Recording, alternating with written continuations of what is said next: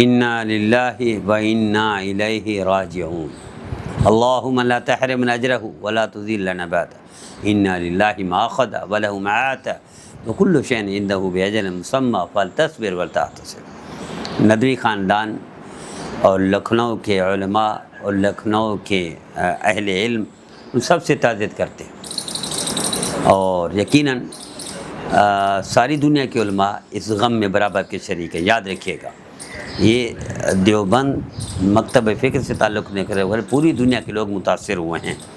آپ لاکھ اختلاف کریں، آپ لاکھ ان کی غیبت بہتان لگائیں، الزام لگائیں، آپ لاکھ ان کو دشمن ثابت کریں، لیکن یاد رکھیے گا قیامت کے دن فیصلہ ہوگا ہمیں کوئی حق نہیں ہے مرنے کے بعد کسی پر اختلاف کریں، مرنے کے بعد کسی کی غیبت کریں، مرنے کے بعد کسی کی برائی کریں۔ کوئی حق نہیں دیا شریعت نے۔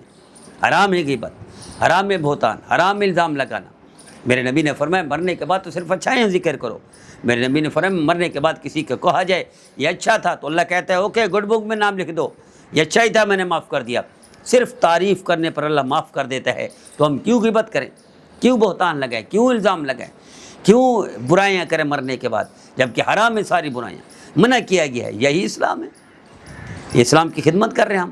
اتنا بڑا عالم، درجنوں کتابیں لکھنے والا اور مفسر قرآن، محدث، اور اپنے فن پہ عبور رکھنے والا، اور پوری دنیا میں جس کو جانا جاتا ہے، پہچانا جاتا ہے، پوری دنیا میں جس کی شہرت ہے، مشہوری، حق بیان کرنا ہے اور اس پر ڈٹ جانا ہے، تو ایسی شخصیت، اس میں کوئی شک نہیں غلطیاں ہوتی ہیں، کس سے غلطیاں نہیں ہوتی، کس سے کوتاہیاں نہیں ہوتی، کس سے گناہ سرد نہیں ہوتا۔ میرے نبی نے فرمایا کل بنی آدم خطاؤن وخیر الخطائین التوابون، تو سید سلمان ندوی رحمۃ اللہ علیہ اسی میں تھے، غلطیاں ہوئی ہیں ان سے۔ صحابہ کرام سیدنا امیر معاویہ رضی اللہ کے بارے میں ان سے جذبات میں کلمات نکل گئے، کسی سے بھی متاثر تھے، کسی سے بھی اثر لے لیا، کوئی بھی غلطی ہو گئی، ذریعہ کوئی بھی وجہ بن گئی، لیکن یہ غلطی ہوئی، ممکن ہے توبہ کر لی ہو۔ آپ کو معلوم ہے کس وقت انتقال ہوا ہے؟ تہجد پڑھا ہے سید سلمان ندوی رحمۃ اللہ علیہ نے، تہجد کے تھوڑی بعد اٹیک ہوا ہے دل کا، اور اسپتال میں تھے، لکھنؤ میں تھے۔ ندوی خاندان جن کو دنیا جانتی ہے، لوہے منوایا ہے، سکہ وہ جما دیا ہے انہوں نے، دنیا میں اثرات پیدا کیے ہیں، پوری دنیا میں اثرات ڈالے ہیں، اور ان میں سید سلمان ندوی رحمۃ اللہ علیہ بھی تھے۔ طوطی بولتا تھا جن کا علم تھا، مہارت تامہ رکھتے تھے اپنے علم پر، فضل میں کمال رکھتے تھے۔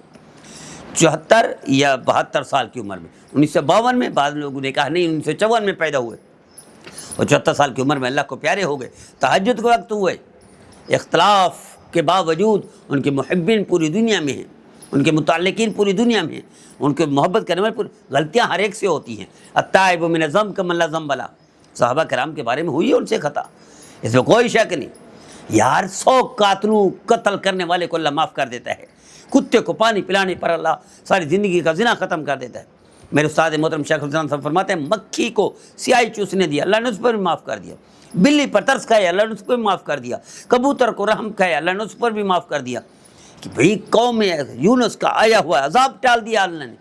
اب کیا سمجھتے لو بلغت ذنوبک عنان السماء ثم استغفرتنی غفرت لک ولا ابالی۔ ایک غلطی ہوئی ہے، صحابہ کرام خود سیدنا امیر معاویہ رضی اللہ کی شان میں گستاخی کی ان سے، لیکن کیا انہوں نے توبہ نہیں کی ہوگی؟ اتنا بڑا عالم، اللہ توبہ کی توفیق دیتا ہے، وہ توبہ کو قبول بھی کرتا ہے۔ کیا تماشا بنا ہوا ہے 2 دن سے، ساری دنیا میں ایک طوفان آ گیا، طوفان بدتمیزی آ گیا اہل علم کے بارے میں، عالم کے بارے میں، کیا ہماری زبان، اور پھر مرنے کے بعد جب میرے نبی منع کر رہا ہے اور ہم غیبت کر رہے ہیں، میرے نبی روک رہا ہے اور ہم بہتان لگا رہے ہیں، میرے نبی ارشاد فرما رہے کہ صرف اچھائیاں بیان کرو، ہم اس کی برائیاں کر رہے ہیں، یہی خدمت ہے۔ میں کہا کرتا ہوں کہ تاج میر صاحب میرے استاد محترم، وہ تشریف لے گئے دبئی میں، وہاں شارجہ میں ٹیمیں ٹھہری ہوئی تھی، انڈیا کی اور پاکستان کی۔ میرے استاد محترم نے بیان کرنا چاہا تو ٹنڈولکر نے تمام الحق کو کہا کہ یار میں بیٹھ سکتا ہوں، بولے آئیے بیٹھیے۔ بیٹھ گئے، گھنٹے کا بیان کیا، اس کے بعد چلے گئے۔ ٹنڈولکر سے پوچھا انضمام الحق نے کیا خیال ہے، کیسا بیان تھا؟ بولے زبردست تھا، کمال کا، اچھا بیان تھا، اثر کرنے والا، دل منہ لینے والا۔ میں نے کلمہ پڑھ لو، اس نے کہا کلمہ تو پڑھ لوں لیکن تمہارے اور ہمارے کردار اور کرتوت ایک جیسے ہیں، تمہارے کہنے کی وجہ سے کیسے کلمہ پڑھ لوں؟ ہم یہی رکاوٹیں ہیں ہماری۔ میرے استاد محترم حضرت مفتی اعظم پاکستان فرمایا کرتے تھے دنیا مسلمان ہونے کے لیے تیار ہے، دنیا کلمہ پڑھنے کے لیے تیار ہے، ہم دروازے پہ کھڑے ہوں گے نہیں پڑھ سکتے ہو، نہیں اسلام میں داخل ہو سکتے ہو۔ بھی ایک وہ وقت تھا لوگ ہماری شکلیں دیکھ کر کلمہ پڑھ لیتے تھے. ایک ہمارا کردار. میں گیا ہوں وہاں مشرق بعید میں گیا ہوں، تھائی لینڈ کا جنوبی حصہ، آگے ملیشیا ہے، آگے سے انڈونیشیا ہے. آپ کو پتہ ہی ہے اسلام کی تعلیمات نہیں دی گئی، وہاں تبلیغ کے لیے کوئی نہیں گیا. تاجروں کی شکل میں گئے ہیں، لوگ دیکھتے گئے، کلمہ پڑھتے گئے، کردار دیکھ کر، اعمال کے دیکھ کر، معاملات دیکھ کر لوگوں نے کلمہ پڑھا ہے. اور اس طرح ساری دنیا میں پھیلا اسلام. کیا ساری دنیا میں تلوار پھیلی ہے؟ میرے نبی نے تو صرف 27 دن تلوار اٹھائی ہے، وہ بھی اکثر کیا ہے دفاع کیا ہے میرے نبی نے. تلوار تو مجبوری کے ٹائم میں اٹھائی ہے، ورنہ ساری زندگی میں 27 جنگیں. اس کا مطلب ہے 27 دن. باقی تو اخلاق ہے، باقی تو کردار ہے. دشمن جادو وہ جو سر چڑھ کر بولے، میرے نبی کے کردار کو دشمن بھی واقف تھا. دشمن بھی امین کہتا تھا، دشمن بھی صادق کہتا تھا. ڈنگ کے بجائے ہوئے تھے میرے نبی نے، کردار کے، اخلاق کے، اعمال تھے، اچھائی کے، بھلائی کے. اللہ کہہ رہے اگر آپ ان کے کو پیار نہ دیتے تو شاید آپ کے قریب نہ آتے. تو میرے دیدو آئیے، مولانا سید سلمان ندوی درجنوں کتابیں لکھی ہیں. جب یہ کتاب لکھ لیں پھر غیبت کریں. کئی زبانوں پر مہارت تام رکھتے تھے. جب آپ اتنی مہارت پیدا کر لیں پھر زبان کھولیں. اور ساری زندگی تبلیغ کی ہے. پوری دنیا اعتراف کرتی ہے ان کے حق گوئی، پوری دنیا مانتی ہے ان کا سکہ، مانتی ہے ان کا لوہا، مانتی ہے ان کی عظمت کو تسلیم کرتی ہے. غلطی ہو گئی، اس غلطی کی بنا پر طوفان بدتمیزی مچ گیا ہے. ہمارے لوگ اپنی جڑیں کاٹے، اپنے لوگ اپنے پاؤں پر کلہاڑی ماریں، اپنے لوگ اپنے علماء کی برائی کریں، تو پھر فرق کیا رہ گیا بنی اسرائیل میں اور ہم میں؟ فرق کیا رہ گیا غیروں میں اور ہم میں؟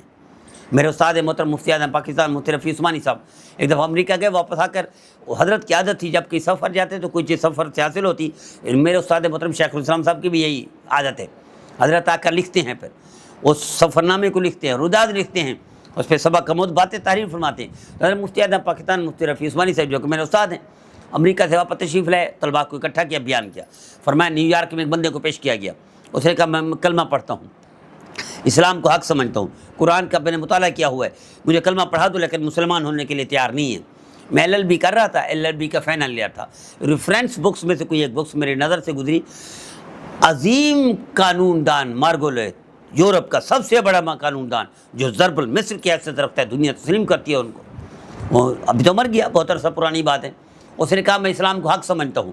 صحافی نے کہا تیرا دماغ خراب ہو گیا، سٹیا گیا، تو عیسائی ہو کر اسلام کو حق سمجھتا ہے؟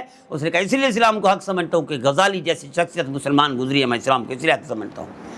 تو میرے استاد محترم کیا گیا، امریکی کو پیش کیا گیا، اس نے کہا کلمہ پڑھتا ہوں، اسلام قبول کرتا ہوں، مسلمان نہیں کہلاؤں گا. میرے استاد محترم مفتی رفیع عثمانی سے رحمۃ اللہ علیہ، مفتی اعظم پاکستان، متے پاؤں کے نیچے زمین نکل گئی، مجھے پسینہ آ گیا، میرا ماتھا ٹنکا. یہ کیا کہہ رہے؟ اسلام قبول، کلمہ قبول، مسلمان نہیں کہہ رہتا.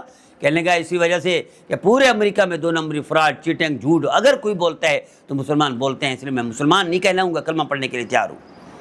آپ اندازہ کریں، ملیشیا جانا ہوا، ملیشیا میں ایک نام خالد نام کا بندہ جو پاکستانی، وہاں شادی کی ہوئی تھی. ملیشین پہلے رشتہ کر لیتے تھے پاکستانیوں سے، اب نہیں کرتے، اب محتاط ہو گئے. شادی کی ہوئی تو اس خالد نام کے بندے نے مجھے کہا کہ یار تھوڑی تبلیغ کر دیں. تو میرا پہلا وزٹ تھا ملیشیا کا، ان کو تھوڑا نصیحت کر دیں، یہ میرے ساتھ ناراض ہے اور الگ ہونے کے لیے تیار ہے.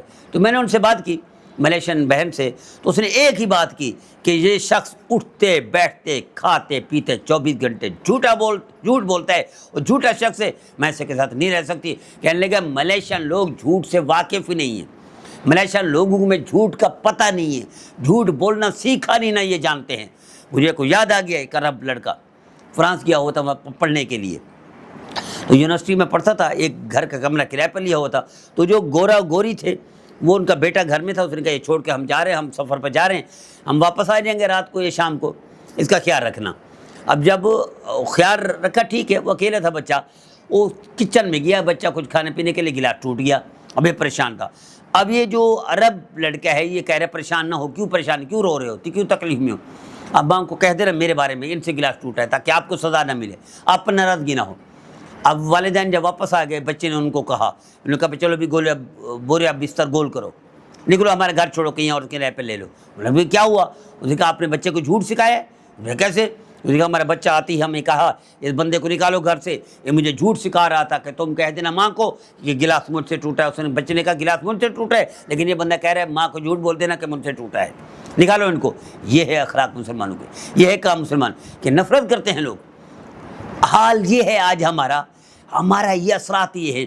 مثلا پاکستان ہے، پوری دنیا میں سب سے زیادہ حاجی پاکستان سے، پوری دنیا میں حافظ سب سے زیادہ یہی ہیں، پوری دنیا میں عالم سب سے یہی ہیں، پوری دنیا میں عبادت گزار سب سے یہی ہیں، پوری دنیا میں تبلیغ والے سب سے یہی ہیں، اس کے بعد انڈیا کا نمبر آتا ہے۔ لیکن امانت داری میں، ایمانداری میں اور سچائی میں کتنا نمبر ہے؟ سب سے ٹاپ پر جاپان کھڑا ہوا ہے، کوئی بندہ فراڈ چیٹنگ نہیں کرتا۔ کیا سارے حاجی ہیں؟ کیا سارے غازی ہیں؟ کیا سارے حافظ و مولوی ہیں؟ نہیں، تربیت کمال کی کر دی ہے۔ تو آئیے میرے عزیزو، میرے نبی نے تربیت کی ہے، مرنے کے بعد کسی کی برائی نہ کرو، مرنے کے بعد کسی کی غیبت نہ کرو، مرنے کے بعد کسی پہ الزام نہ لگاؤ، بلکہ فرمایا حسن ظن کا حکم ہے ہمیں، بدگمانی حرام ہے، بدگمانی سے منع ہے، ہمیں تعریف کرنے کا کہا گیا ہے، برائی کرنے۔ بلکہ میرے نبی نے فرمایا مردے کو وہی غسل دو جو راز رکھ سکتا ہو، پردے رکھ سکتا ہو۔